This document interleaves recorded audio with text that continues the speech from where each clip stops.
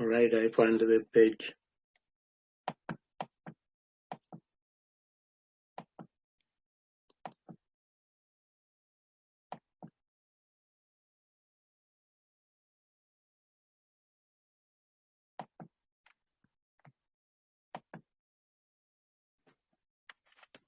Can you see my web page? All right, I think you guys can see it.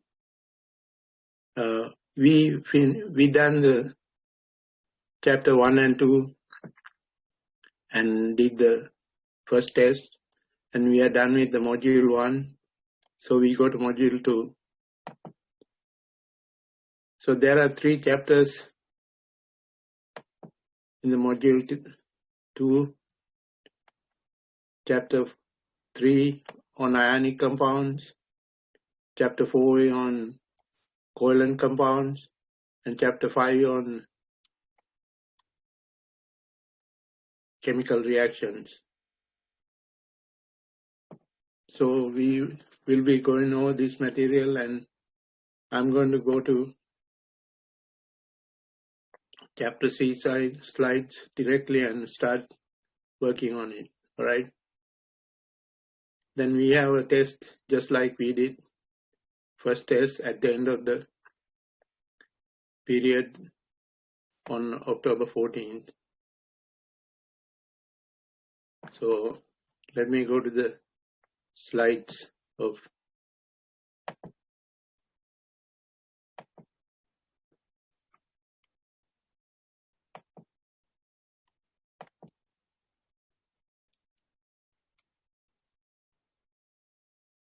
chapter 3.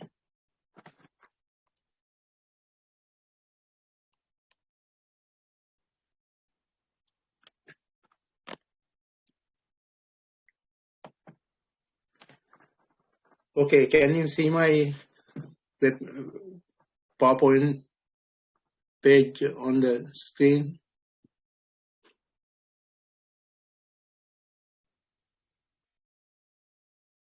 I hope you guys can see it, okay? So test 2 is going to be on October 14th. Now, chapter 3 is on ionic compound. You will be introduced to bonding ideas, and we will be looking at 2 types of bonding, covalent bonding and ionic bonding. This chapter is for ionic bonding and ionic compounds, and naming ionic compounds and their physical properties. And some ionic compounds contain polyatomic ions, so we had to know what they are and what formula and charges are on them. After you complete this chapter, you'll be able to describe the basic features of ionic and covalent bonding. You can use periodic table to determine where atom forms cation or anion, and determine where its charges using group number of the periodic table. You also will describe the bonding features based on octet rule. The atoms react to gain octet of electron just like noble gases. Then you will be able to write formula of ionic compound and name of ionic compound. Sodium chloride, NaCl, and name is sodium chloride, formula is sodium NaCl. You need to know the properties of ionic compounds. They are solids and high melting compounds. Then most of the ionic compounds contain polyatomic ions, therefore you need to know the names and charges that contain in them. So you will be looking at useful consumer products such as sodium chloride, which are ionic compounds, sodium bicarbonate, bleach, calcium hypochlorite, and things like that. The bonding is a phenomenon shown by atoms to gain a stable arrangement of or octet of electrons. Atoms of element, excuse me, could gain or lose electrons or share electrons to get the noble gas configuration of the atoms. There are two types of bonding that result from sharing covalent bond. Ionic bond is a gain or loss of electron from one element to another. There are two types of bonding, ionic bonding and covalent bonding. For example, sodium chloride. I need to see whether my video is working or not. Can you see the slides? Last time I remember I talked about it and nobody saw the slides.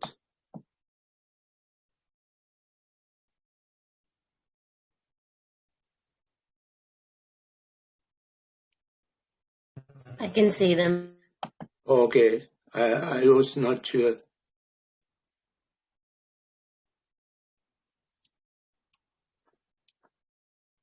Now I had to go back to.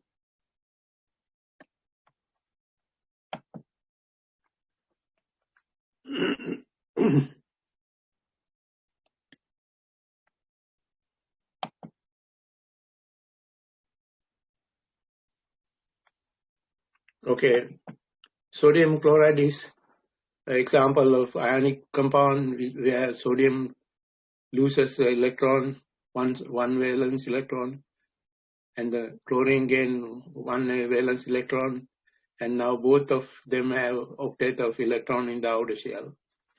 The bond is electrostatic charge attraction, so that's the ionic bond.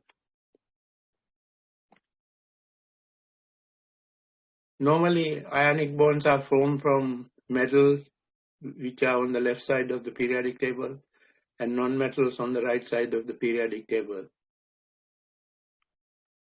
So they normally form ionic compounds, non-metal, metal, non-metal. Covalent bonds are formed by when the two non-metals or metalloid and a non-metal combine with each other. They share electrons. For example, hydrogen share electron with another hydrogen atom and form a hydrogen molecule. Then hydrogen has a duet of electrons, just like helium, noble gas. We are going to focus more on ionic compounds. The ions, cation is the ion with positively charged ion. They have more electron than proton in the nucleus. So therefore, they are positively charged. That picture shows the nucleus and the electron, 11 electrons. Neutral atom has 11 electrons and 11 protons, but the charged ion has one less electron, 10 electrons and 11 electrons. That's how you describe the sodium ion. For the chloride ion, similarly, 17 electrons and 17 protons in the neutral. When you gain an electron, it becomes 18 electrons and 17 protons in the nucleus, creating a plus negative one charge on the chloride ion.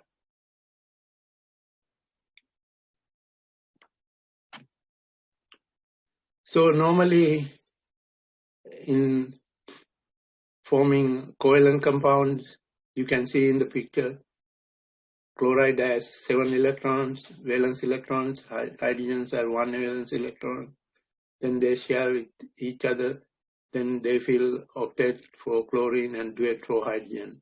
So that's why atoms react with each other to form compounds to attain noble gas electronic configuration. That's one of the principles of bonding. Now you have to know the ionic charges on ionic compounds. So in the periodic table, there are groups. Group 1A, which is alkali metal, forms positive 1 charged ions always. Group 2A, alkali earth metal, alkaline earth metals, form positive 2 charges always. And group 3A, where the aluminum is, forms 3 plus charges. So when you look at the group 6A, which is oxygen group, it has 6 valence electrons. It needs 2 more electrons to gain octet and form a cation, anion. So it gains 2 electrons, and anion has 2 negative charge. This structure with the X and electron dots around are called electron dot structure of element. Valence held electrons are shown. Group 7A is halogen that gain electron and form a octet of electron. So non-metals gain electrons. Metals lose electrons.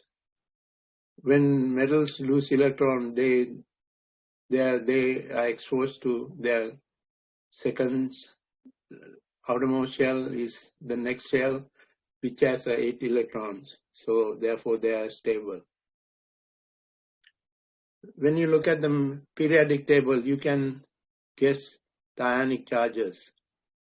Group 1A is always positive 1, group 2A is positive 2, group 3A is aluminum is the main one, is 3 plus, and rest of the non-metals have negative charge from cations, and halogens make negative charges on the anion. Oxides, the group 6A, form 2 negative anions, and nitrogen and phosphorus make 3 negative ions. Noble gases don't make ions because they are stable. That's why the idea that atoms try to react with each other to achieve stable electron configuration of noble gases.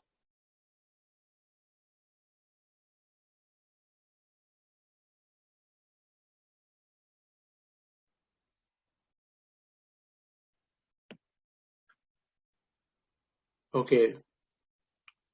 There's another thing that you need to be aware of is transition metal and certain elements in the periodic table have more than one charge cations. More than one charge cations.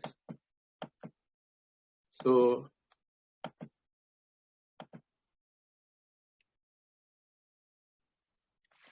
for example, transition metal chromium could have 2 plus, 3 plus. Manganese would have manganese 2 plus, and rarely it has manganese 3 plus. Iron has 2 plus and 3 plus. Cobalt has 2 plus and 3 plus. Nickel also forms mostly 2 plus, but nickel could be 3 plus also. Copper is plus and 2 minus, 2 plus, 1 plus, 2 plus. When you have an ion like higher charge and lower charge ion is cupric. We call it cupric for Cu plus, cuprous for Cu plus, cupric for Cu2 plus. Some of them have fixed charges like zinc, cadmium, and silver. There's some main group elements like tin and lead, which also form ions with various charges. When you name them, you have to put the charge number in parentheses after the metal name. So I will talk about that in a minute. Some of the elements are found in human body, so they are biological interest. They include both main group elements and transition material elements. Ionic compounds are found as ionic solids. They are no molecules. They are collection of ions arranged in a crystalline lattice, like sodium chloride is a crystal.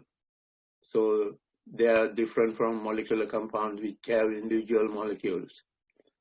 Ionic compounds have solid structure and they are high melting and crystalline. So this is the crystal structure of calcium fluoride, where calcium and fluorine exchange electrons to form calcium 2 plus and fluoride negative ion, and then they get attracted in a crystalline solid calcium fluoride as shown on the right side of the picture. How to write formula for an ionic compound? Now that you know charges from the periodic table. First thing, to name an ionic compound, formula of an ionic compound, identify which element is cation and which element is anion. You can, from the formula, atomic symbol, you can find whether it's a metal or non-metal. Determine how many of each ion type needed to form an overall charge of 0. So you have to balance the charge between cation and anion. If they have different charges, you have to balance them out by multiplying and adding a subscript to each cation and anion. Then after you balance the charges, you drop the charge and omit the charges, then write the name of the formula. For example, aluminum oxide. Aluminum has 3 plus, oxygen has 2 minus charge. Now you write down to get the formula with the ions, then the charge is not balanced. 3 plus from aluminum, 2 minus from oxygen. So you have to make them equal. To make them equal, you have to cross multiply. Aluminum 2 times, oxygen 3 times make charge balance. There are 6, right now 6 plus and 6 minus charges balance. So you drop the charges and leave the subscript and get the formula. That's how you get the formula for ionic compound.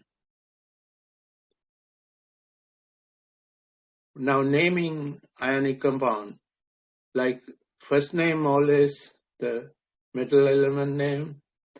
The cation names are same as elemental name. So when you say KCl, potassium chloride, you leave potassium as it is, or calcium or magnesium. The second element is the one you had eyed. We are not going to talk about that here. So ion with multiple charge, like transition metal, you have to indicate whether there's what charge is on the ion, cation, ion 2 plus, ion 3 plus. Ion 2 plus is also called ferrous, less charge, and more charge, ferric. So we normally stick to first way of naming. Sometimes you're going to see ferrous and ferric nomenclature also. For the second element in the formula, so it's the non-metal. the non-metal name is, when it become a anion, you call it bromide. Cation, you don't call it, you don't change the name, keep the same name as metal. Bromide, chloride, fluoride, iodide, nitride, oxide, phosphide, sulfide, and these are monoatomic anions.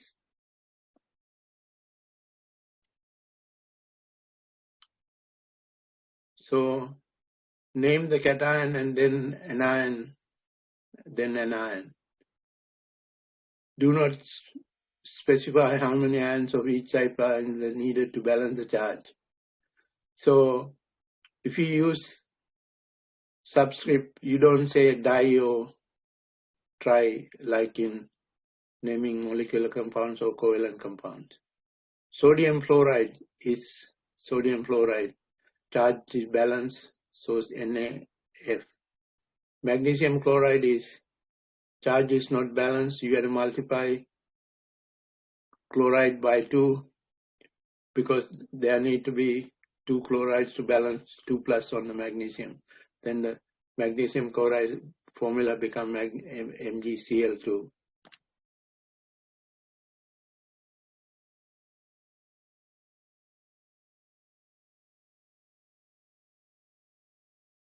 In naming ionic compound, you have to determine the charge of the cation from the periodic table. Name of the cation by changing the I in the ending of the elemental name. Chloride, chlorine become chloride, bromine get bromide.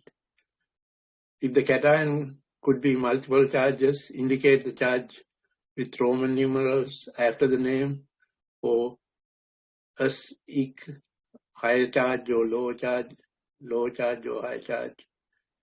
Write the formula of the cation first, then the name of the anion, then.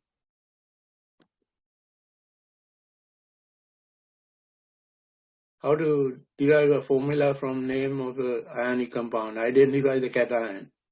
Sodium chloride is from the name, sodium is the cation, anion is the chloride ion. Determine the charge on each cation and anion, like sodium is plus, anion is chloride negative, Cl negative.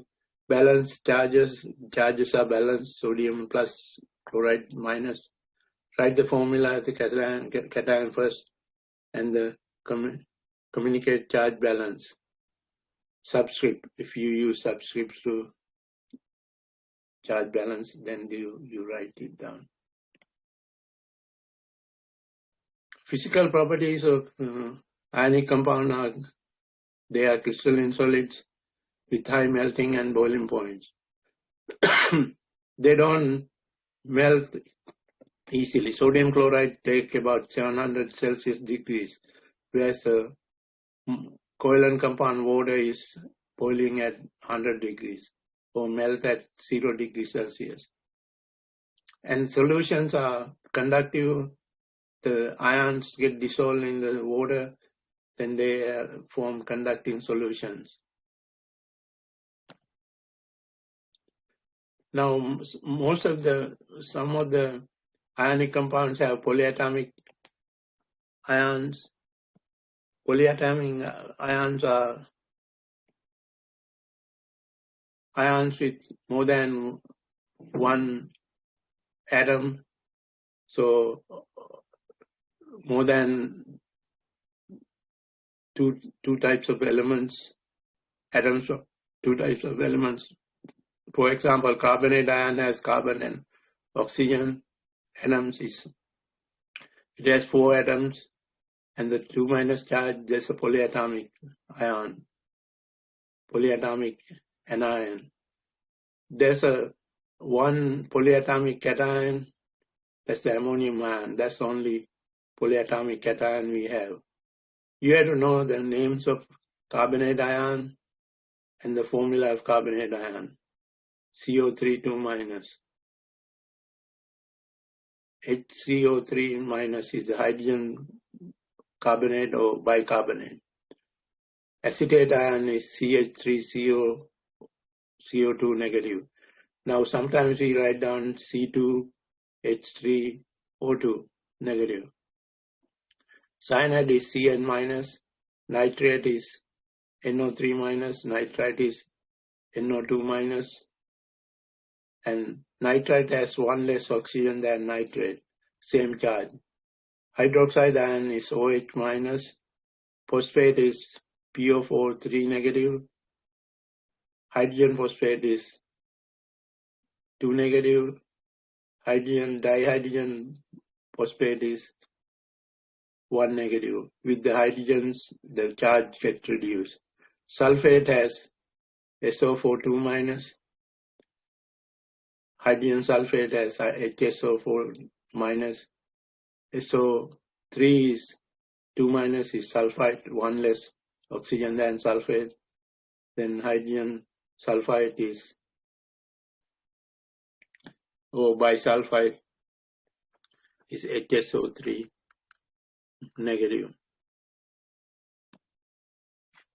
So to name the ions, you have to know the name of the polyatomic ion.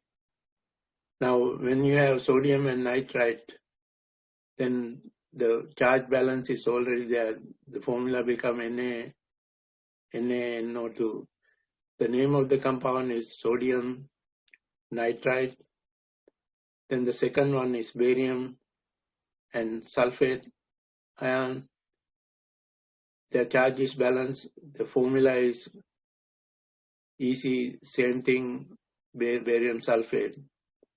Name is barium sulfate. In magnesium and hydroxide forming ionic compound, when you look at the charge balance, ionic charges are not balanced. You need to add 2 hydroxide ion to balance the charge on the magnesium ion. So you multiply OH 2 times. Basically, you are multiplying by the charge number on the 2 on the magnesium of the opposite ion. Then magnesium is multiplied by 1 and then it disappears. Magnesium is without subscript. So formula is magnesium hydroxide OH2, MgOH2.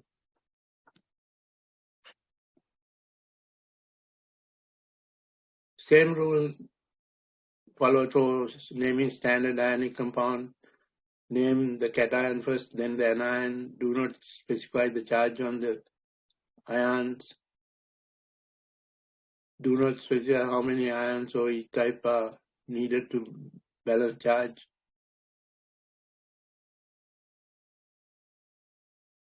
Suffix I used with 1 or less oxygen atoms is anion, nitrite.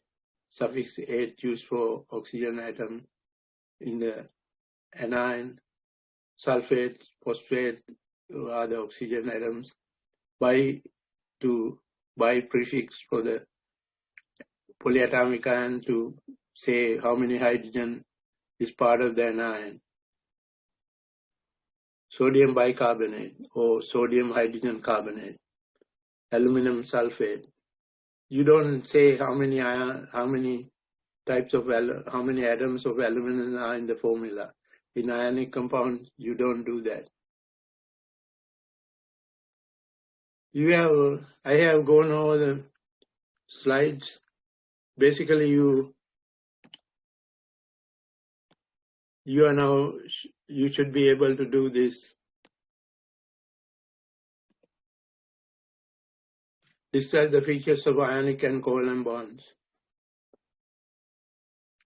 Use the periodic table to determine whether an atom forms cation or anion. Periodic table will tell you where the metals and non-metals are. Determine the charges using the group number. Describe the octet rule. That's a rule that shows the reactivity is mainly due to atoms need to pick up electrons to show octet of electrons in the valence shell. Write the formula of ionic compound, naming ionic compounds. Describe the properties of ionic compounds. Recognize the properties are high melting, high boiling, conductive in water solution, conduct electricity in water solution, recognize the features common in polyatomic ions and name and that contain them, like nitrite, nitrate, bicarbonate, carbonate, hydrogen sulfate, sulfate, and hydrogen phosphate, dihydrogen phosphate, things like that. So we are basically done with the slides. You have a question about anything that I went over, you can ask.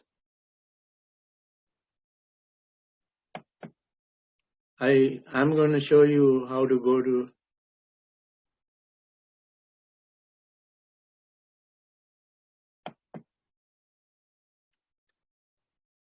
place where you can see questions for chapter 3.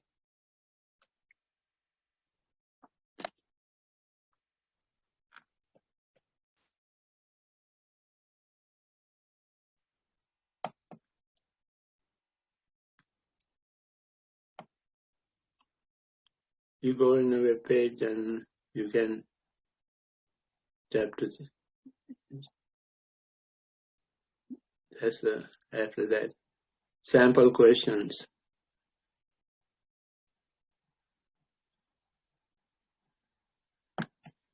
Oops.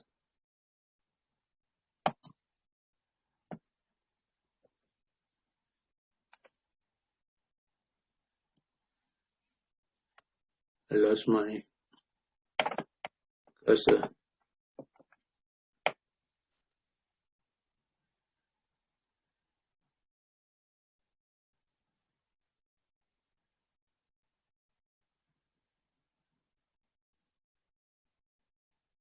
Sample questions.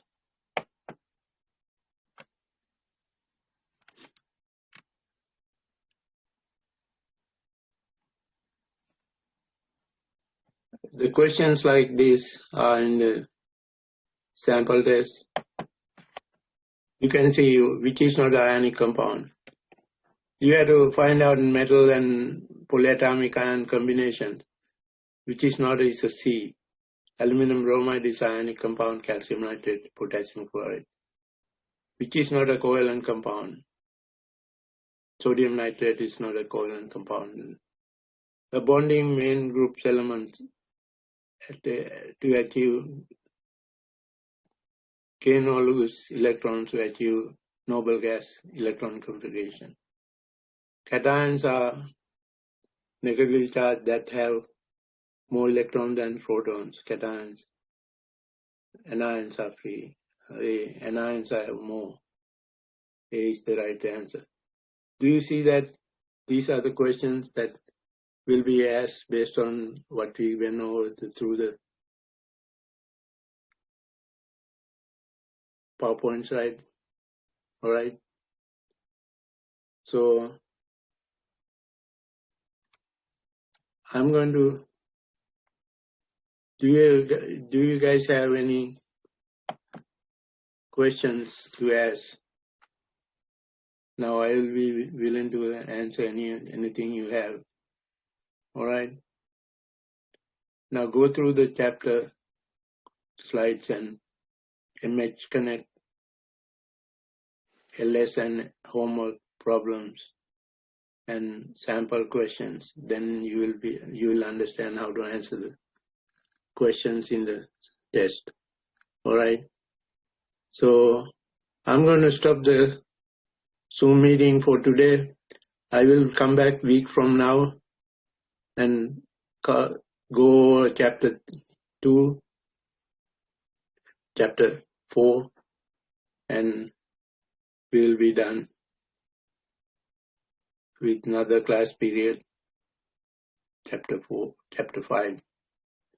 Okay, you guys been very quiet. I don't know whether you guys have any question or not. So let me close the meeting for today. All right? Okay.